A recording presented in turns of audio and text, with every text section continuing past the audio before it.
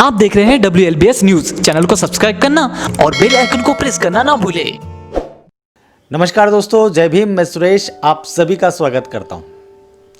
दोस्तों, आज मैं आपसे एक ऐसी बात करने जा रहा हूं जिसका शायद साइड इफेक्ट या जो बात मेरे ख्याल से आपसे करना काफ़ी ज़रूरी है।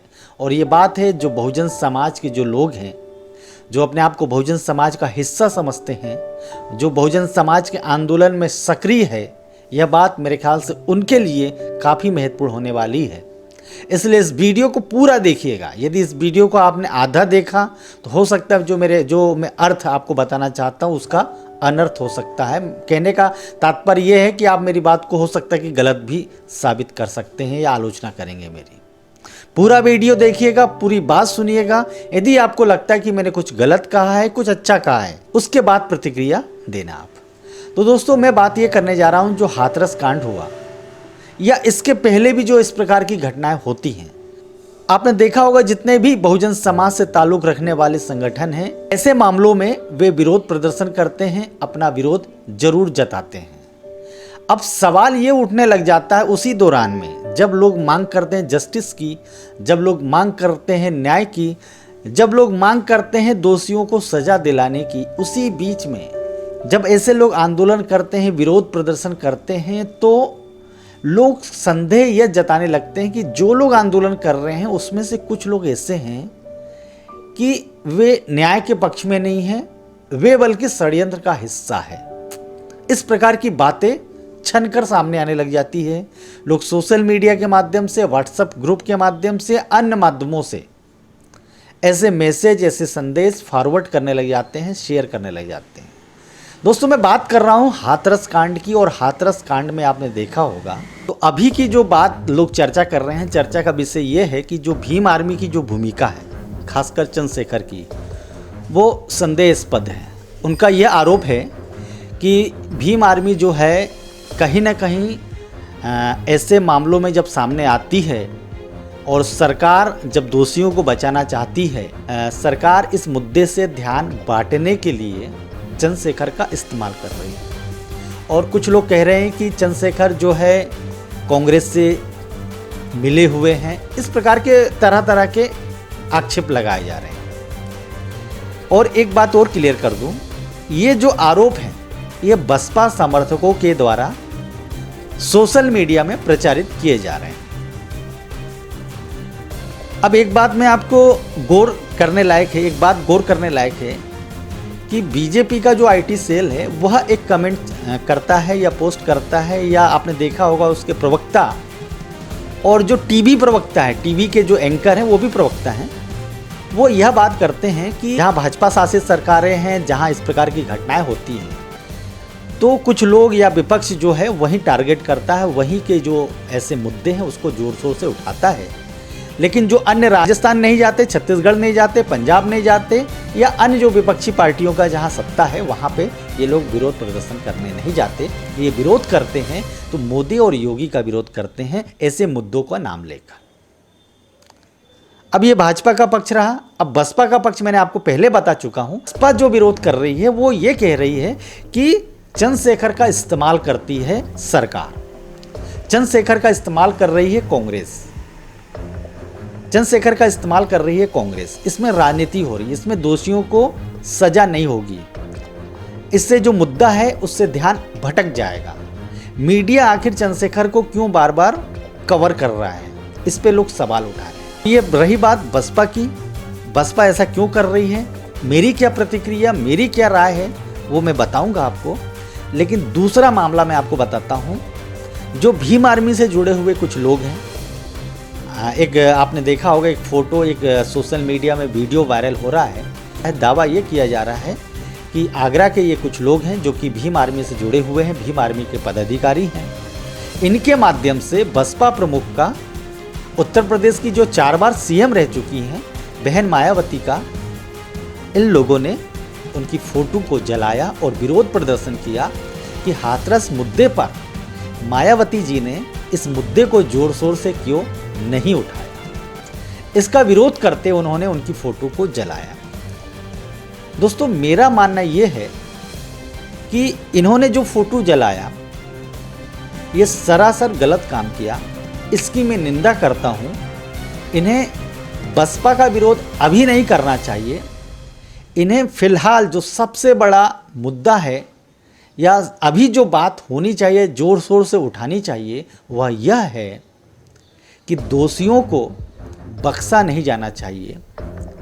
सरकार जिस प्रकार का रवैया अख्तियार कर रही है या मीडिया के माध्यम से जिस प्रकार का भ्रम फैलाया जा रहा है, मीडिया के माध्यम से सरकार के इशारों पे जिस प्रकार से पीड़ित परिवार को डराया धमकाया जा रहा है, जिस प्रकार से जो मृतक हो चुकी है, हमारे बीच में आज मनीषा वाल्मीकि नहीं है, उसका चरित्र हरण किया जा रहा है, वो जो अफवाह भरी खबर दिखाई जा रही है, इस समय इस बात का पुरजोर विरोध करना चाहिए। देश के अंदर में आखिर ऐसा क्यों हो रहा है कि लोग दोषियों के पक्ष में या लोग आरोपियों के पक्ष में खड़े हो गए हैं?